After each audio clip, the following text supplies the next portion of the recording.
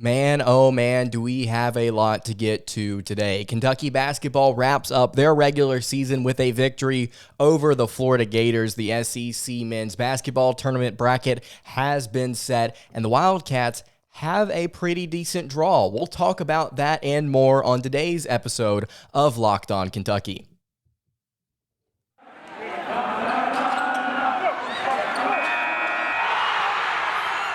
You are Locked On Kentucky, your daily podcast on the Kentucky Wildcats. Part of the Locked On Podcast Network, your team every day.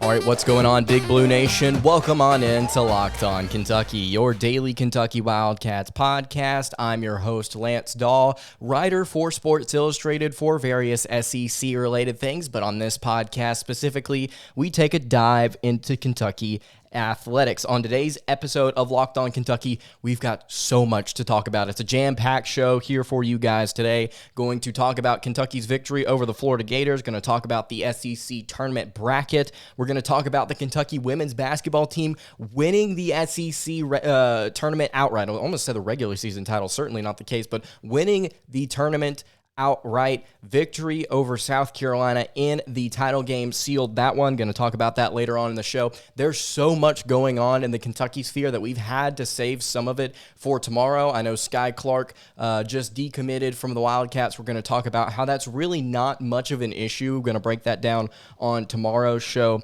But before we get into right here, Kentucky versus Florida, I want to tell you guys that today's episode of Locked On Kentucky is brought to you by Stat Hero. Stat Hero is reshaping the way you play fantasy sports. Dozens of house-based games to play daily, no sharks, no funky props, just your skill versus the lineups that you choose. You can sign up today at stathero.com/lockedon. All right, so let's go ahead and get into it. Kentucky versus Florida recap. It's a solid win. Kentucky covered the -4 spread that BetOnline had provided to us. Kentucky just a very solid win on the road.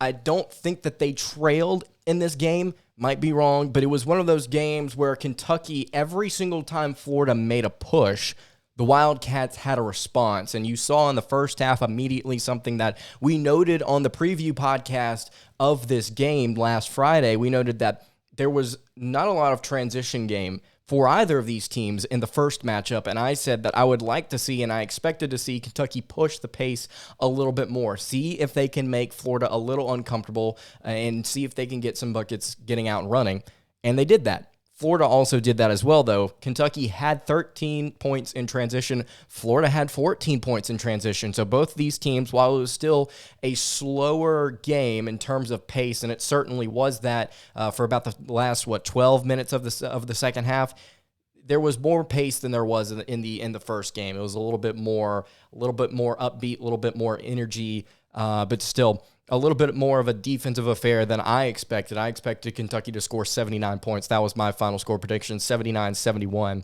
71-63, though, in favor of the Wildcats. Some notes here from the game. Severe Wheeler has been shooting really well as of late, especially from three. I believe he was 1 of 3 from three in this game, but he knocked down the first one that he took. He's shooting really well as of late. And that's what you need from your guards as the postseason is officially upon us. It's crazy to think about how quickly this season went by. Severe Wheeler playing very well for the Wildcats defensively and offensively. Going to need our guards to play efficient minutes here as games get much, much more important over these next couple of weeks. Both teams really did push the pace more in the first half than the second, and I talked about Severe Wheeler shooting comfortably. I also noted that he looked more under control than usual, both getting to the rack himself and then also being that assist man, obviously one of the best assist men in the entire SEC. Just looked under control with his dribble. Again, getting into the lane whenever things didn't work out, and he did not panic. He made the right decision most times. I was really impressed with the way that Wheeler looked composed and looked like a veteran guard out there. Excited what he could do if he returns to the team next season. And again, Sky Clark decommitting from the Wildcats would give you reason to think that Wheeler may want to give it another go with John Calipari and the squad. Florida was down by 12 at the half.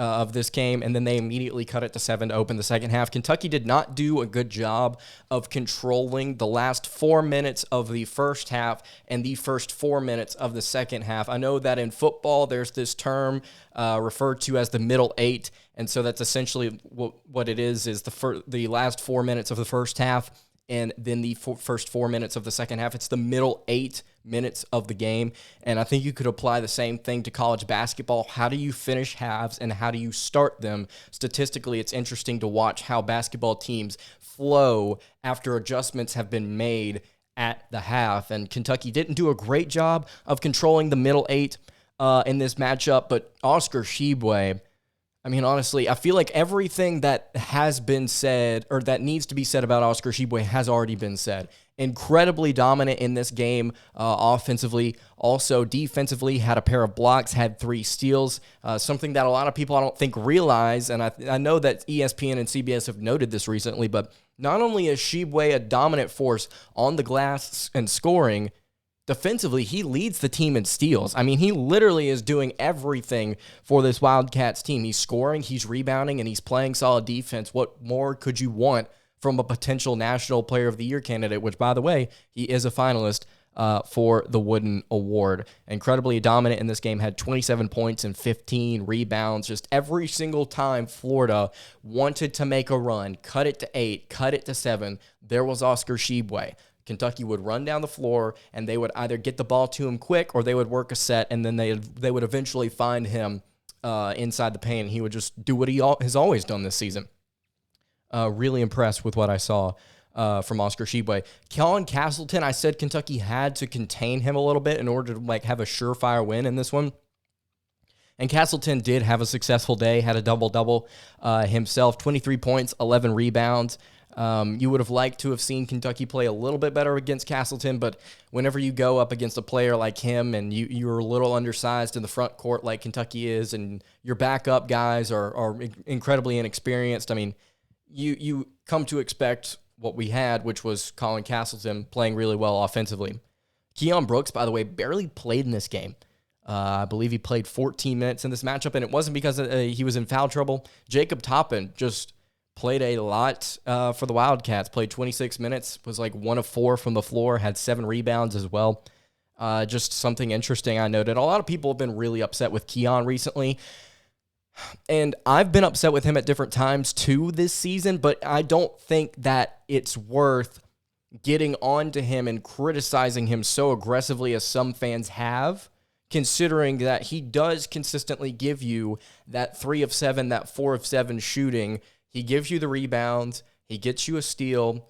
I don't think that Keon is the reason that Kentucky is losing games at points or is the reason that Kentucky has lost games in the past. I mean, obviously, you look at that Arkansas game and the foul call on Brooks at the very end of the game was obviously costly, but I'm not as critical of Keon Brooks as some people out there are, and I'm not saying that you are.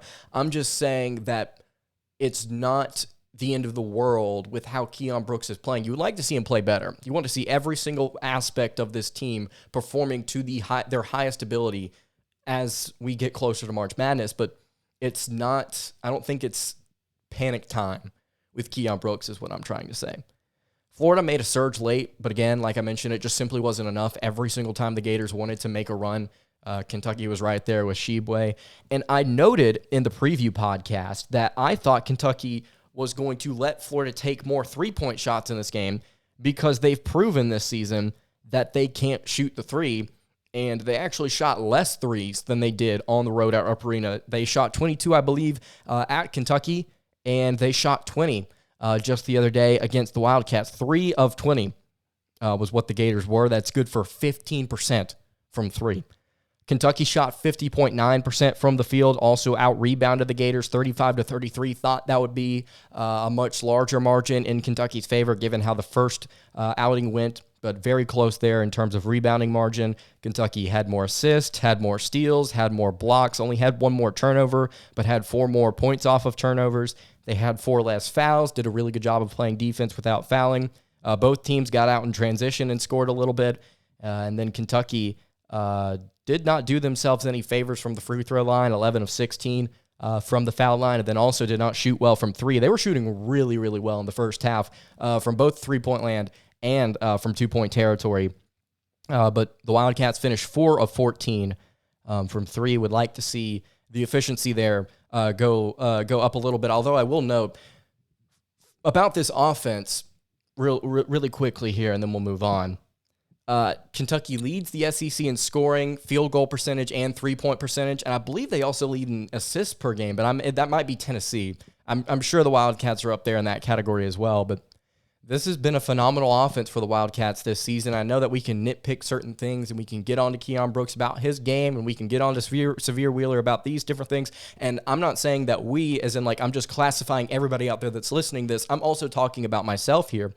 Like, we can make criticisms and we can nitpick different things about this offense, but at the end of the day, not only is it one of the most efficient offenses in the country, it's the third best according to KenPom, but it's so much better than the product that we put out last season. I mean, you've got to be grateful for the product that Kentucky has put out on the floor. And I'm not saying all of you out there listening are that you aren't grateful for this offense. I'm just saying I think some people that may have an issue with some of the things going on with the offense, of the rotation, different things like that, let's just be grateful that the team is operating the way that they are right now, scoring over 80 a game. And this is not to say let's not criticize Kellen Grady not taking enough shots, or let's not criticize Keon Brooks and his shot selection. I'm just saying that we can't be so aggressive over some of the things that we complain about, because we're getting to witness a really, really good offense. That's all I have to say about that. All right, before we move on to the SEC tournament and talking a little bit about the bracket, we're not going to predict it today. We're going to try and predict it tomorrow. Before we get to even breaking down the bracket, I want to tell you guys about our friends at BetOnline. Football might be over for this season, but basketball is in full steam for both pro and college hoops. From all the latest odds, totals, player performance props, to where the next fired head coach is going to land, BetOnline.net is the #1 spot for all of your sports betting needs. BetOnline remains the best spot for all of your sports scores, podcasts, and news this season. And it's not just basketball. BetOnline.net is your source for hockey, boxing, and UFC odds coverage. You can head to the website today or use your mobile device to learn more about the trends and the action. That's BetOnline, where the game starts. Today's episode is also brought to you by Run Your Pool. March Madness is only just a couple of weeks away. In fact, Selection Sunday is less than a week away, which is just absolutely insane to think about. Best time of the year. Really excited about it. You guys, if you haven't already, you need to really start thinking about where you're going to be running your brackets this year. We've done our homework here at Locked On Kentucky, and we've decided that we're running our brackets with RunYourPool.com. Along with standard brackets, Run Your Pool offers game types like Survivor or Pick X. Both are very fun in their own way, and they have options to edit scoring as well as more intel to make your picks. It's all stuff that you won't find at ESPN or CBS. And if you've got a business, Run Your Pool can help you make some of that madness magic and play alongside your employees or even gain customers. Plus, they offer full white glove customer support, custom branding, and one of the easiest 3-minute setups that you will ever find. Clearly, we believe in Run Your Pool because, like I said, we're running our brackets there ourselves. There's simply no truer test than that. And if you want to play against us for a shot at a cash prize, you can join us at runyourpool.com/lockedon. And while you're there, you can create your own pool for your friends and your family. You can enter code Pure Madness at checkout for $10 off your custom pool. All the rules and details will be available there. That's runyourpool.com/lockedon for your chance to win a cash prize. We look forward to seeing and beating you there. All right, continuing along here on the Monday edition of Locked On Kentucky, Lance Dawe here with you. Obviously, the postseason is officially upon us. Again, can't overstate it. I'm so excited about this time of year with March Madness and all the different conference tournaments. And we're going to go ahead and get into the SEC tournament. The bracket has been set. If you're watching on YouTube, I've got it with me right here. We're going to predict this tomorrow, so make sure you subscribe if you're on the Locked On Kentucky YouTube. Turn your notifications on so that you get notified when the episode comes out tomorrow. And then if you're listening on podcast format, make sure you subscribe or follow the podcast. And if you want to drop a review, would love to hear your thoughts on the show. Auburn clinched the title with a win over South Carolina on Saturday, so they will be the number 1 seed. Tennessee, after a loss to, they beat Arkansas. Jeez, I'm getting so many different games flipped in my mind right now. They beat they beat Arkansas, so Tennessee will be the number 2 seed. Kentucky is the number 3 seed, and Arkansas is the number 4 seed. I'm so excited, I'm having a stroke on camera. Kentucky's draw in the SEC tournament. We teased it at the very beginning of the episode.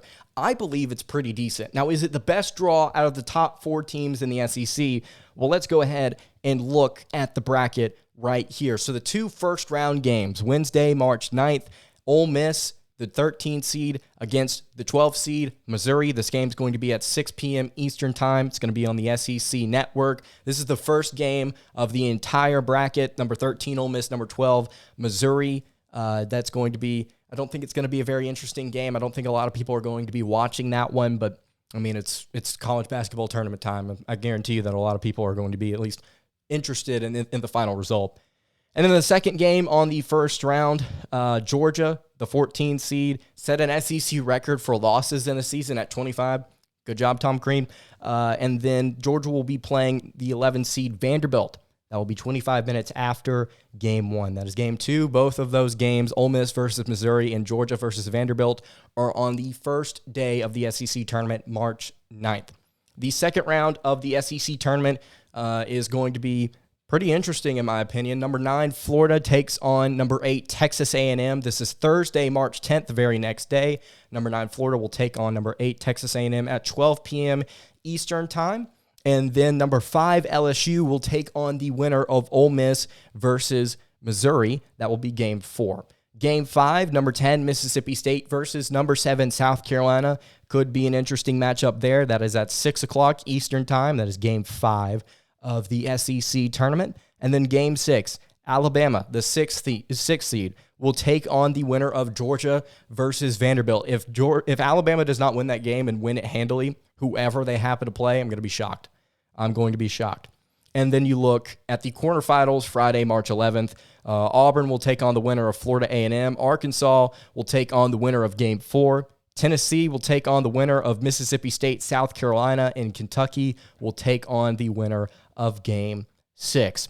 So let's go through the top 4 seeds and their draw. In my opinion, I think Tennessee, the 2 seed, has the best draw out of anybody, at least on paper. Let's go ahead and break that down. So Tennessee, the 9th game of the bracket, they got a double bye in the SEC tournament, so they'll be playing in the quarterfinals.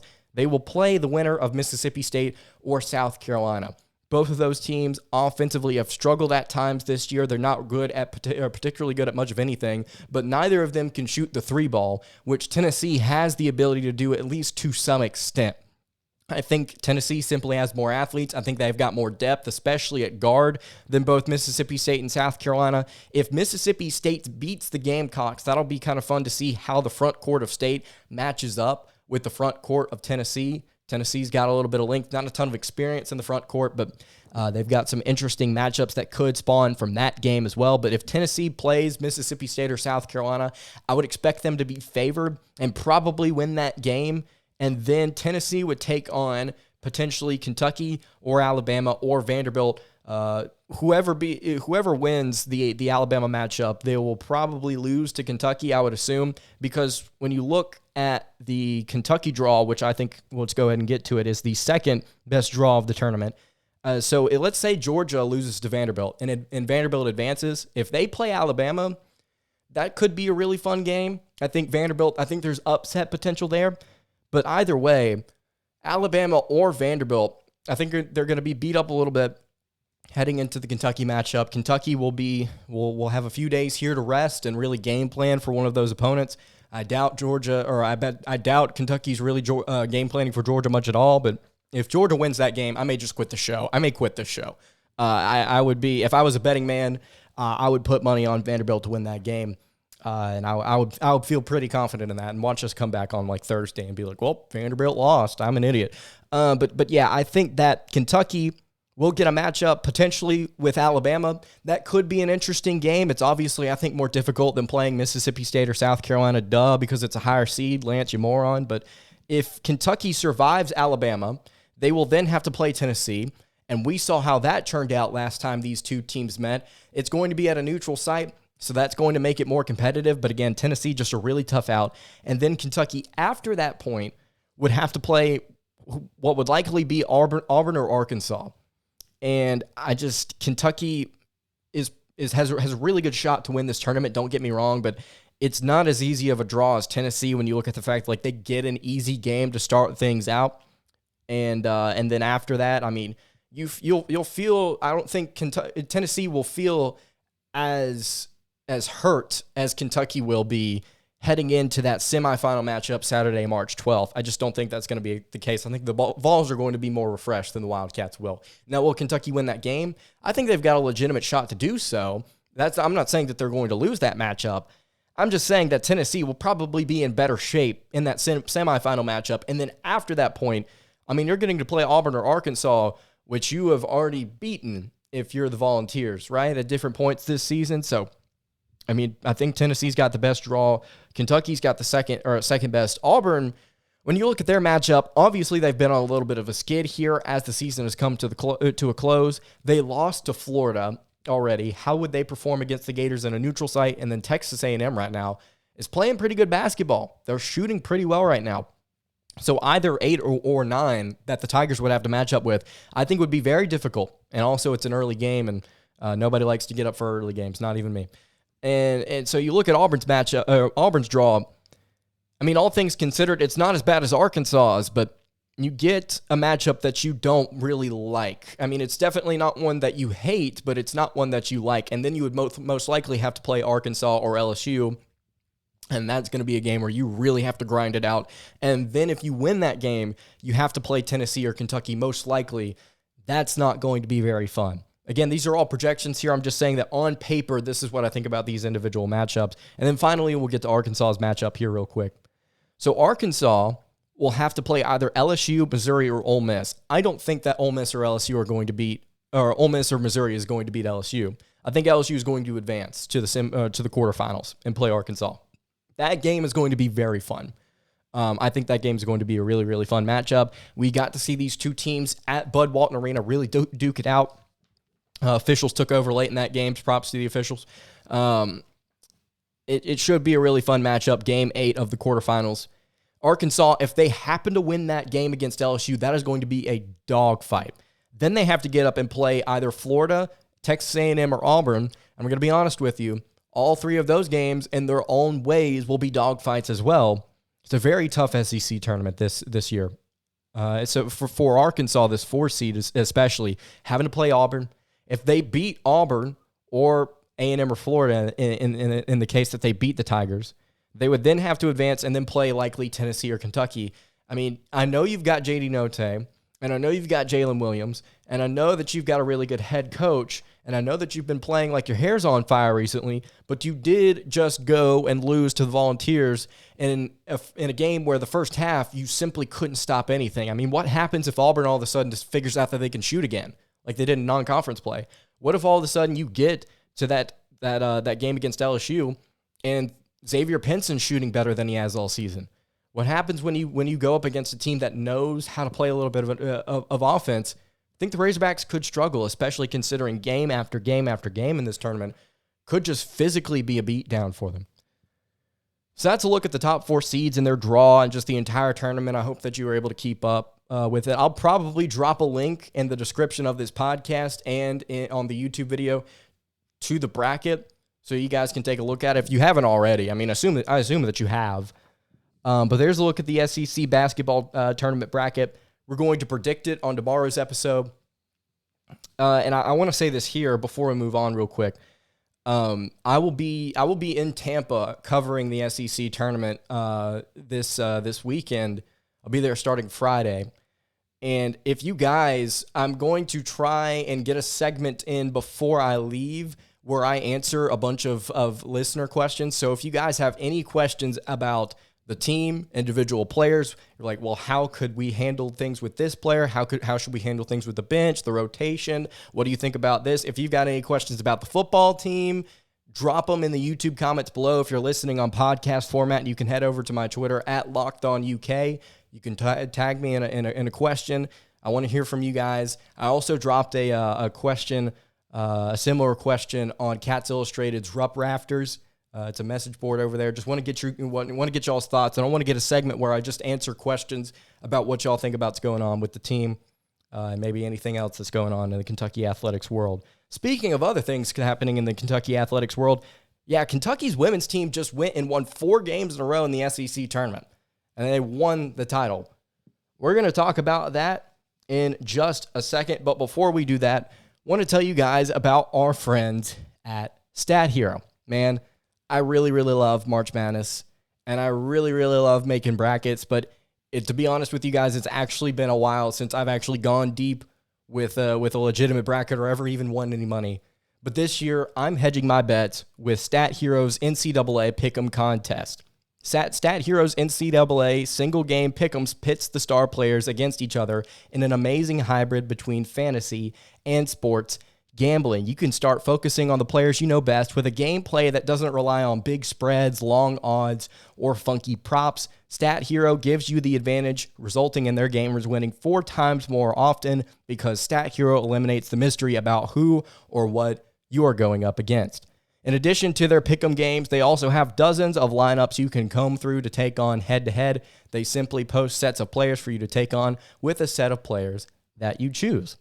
Stat Hero is the easiest and fastest way to get your sports action fix. The simple, sleek gameplay will have you playing within minutes. Guys, this exactly right here is what daily fantasy was meant to be. You can sign up for free right now at stathero.com/lockedon and use promo code LOCKEDON for a 100% deposit match. That's stathero.com/lockedon using promo code LOCKEDON for a 100% match. That's stathero.com/lockedon. One more time, promo code LOCKEDON. Terms and conditions apply. Today's episode is also brought to you by Built Bar.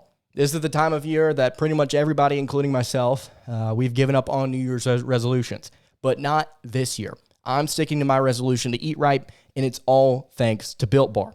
It almost feels like it's not even really a resolution because I actually enjoy eating them, and they're healthy. They're low in calories, and they're high in protein. You can replace your candy bars with these. They are simply better. A typical candy bar can be anywhere from 200 to 300 calories, and most Built Bars contain only about 130 calories, 4 grams of sugar, 4 net carbs, and 17 grams of protein. Again, you can compare that to a candy bar, which usually has around 240 calories, 30 grams of sugar, and dozens of net carbs. At Built Bar, they are all about the taste. They will make it taste delicious first and then figure out how to make it healthy. And I don't know how, but they pull it off every single time with all the different amazing flavors that they have to offer.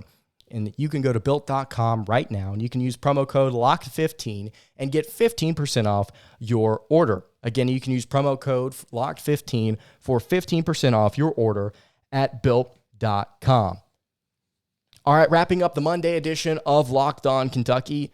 Really appreciate you guys sticking around this long. If you're still listening to the episode, make sure that you check out the Locked On Bracket Breakdown March 14th right here on the Locked On Kentucky podcast feed and the YouTube channel. College basketball experts Chris Gordy, Andy Patton, and betting expert Lee Sterling give you in-depth breakdowns on every single matchup. It's going to be a lot of fun. You guys are going to make sure that you check that out. All right, to wrap up the show here, wanted to talk about something that we've not talked about simply all season, which is Kentucky women's basketball. They started the tournament, the SEC tournament, as a 7 seed. They entered 16-11 and 8-8 in conference play. Not a terrible season. There have been points at this year where Kentucky was in the top 25, and there was just simply, at points, what seemed like a little bit of a lack of discipline down the stretch. And at points during games, it seems like the team was a little bit frustrating to watch. But they started to really put it together. They started to win some more games, and they headed into this tournament again as the 7 seed, and they beat 15-14 Mississippi State. Then they beat number 6 LSU, and I'm not saying 6 is in 6 seed. I mean like 6 as in they were ranked 6th in the country. LSU was a 2 seed. They were 25-5. And then the Wildcats beat number 18 Tennessee, who was a 3 seed, who was 22-7.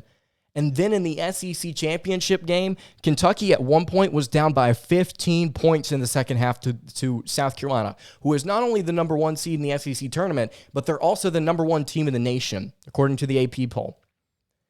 And then Kentucky roared back in the second half, and then won the game eventually. 64-62 was the final score. South Carolina was 29-1 heading into that game with the Wildcats. And then Kentucky bested them. A really, really solid fourth quarter from the Wildcats. Absolutely clamped down on defense for the final 2 or 3 minutes of the game. Did a really, really good job of guarding South Carolina star player Boston. And then as well getting buckets in transition. And then Dawe Edwards hit the game-winning three after South Carolina missed 2 free throws to potentially go up by 3. It was 61-62.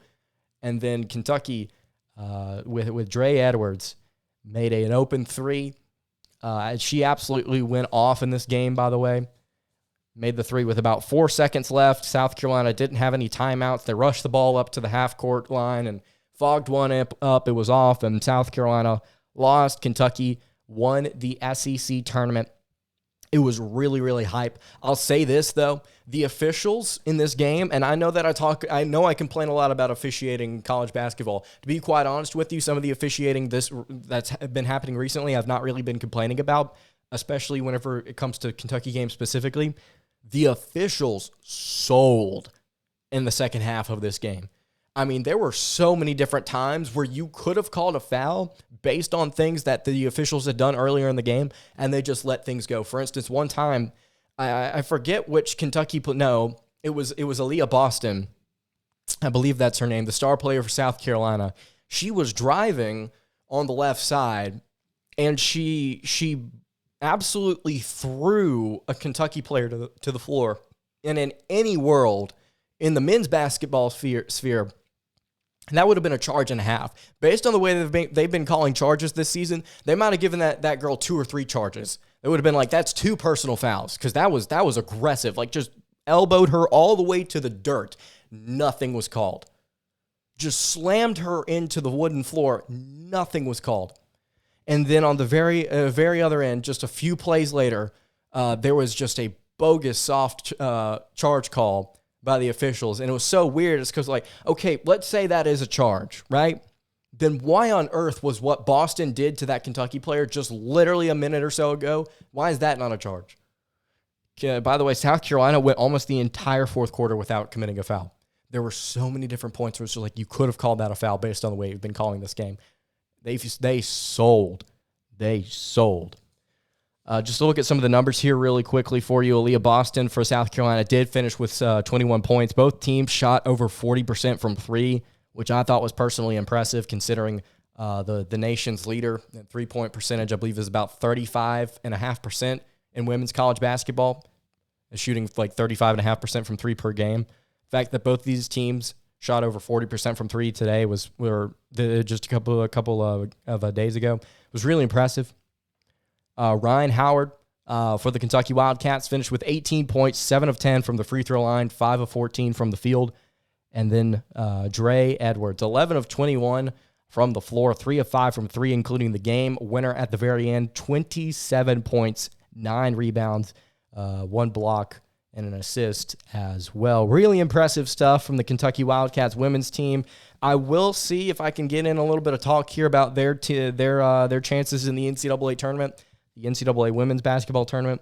See if I can get some conversation going on about that here in just a few days. Hey, thanks again for making Locked On Kentucky your first listen every single day. On tomorrow's episode of Locked On Kentucky, we will be, again, like I mentioned earlier, we're going to be predicting the SEC tournament. We're going to be looking back on Kentucky's regular season. And we're going to talk about Sky Clark and why his loss, his decommitment for the Wildcats, is not as big as some people may think it is. Now make your second listen today, Locked On NFL Draft with Ryan Tracy and former NFL quarterback Eric Crocker. They bring the NFL Draft to life every single day with insight and analysis on college football prospects and NFL front offices. It's free and available wherever you get your podcasts. You can follow our show, on Twitter at LockedOnUK. You can follow me on Twitter at LanceDawe_, and you can follow the show on Instagram at Kentucky Podcast. Any questions, comments, concerns, leave them in the YouTube comments or hit me on the socials if you're listening on podcast format. I will see you all tomorrow. Have a good day, everybody, and God bless.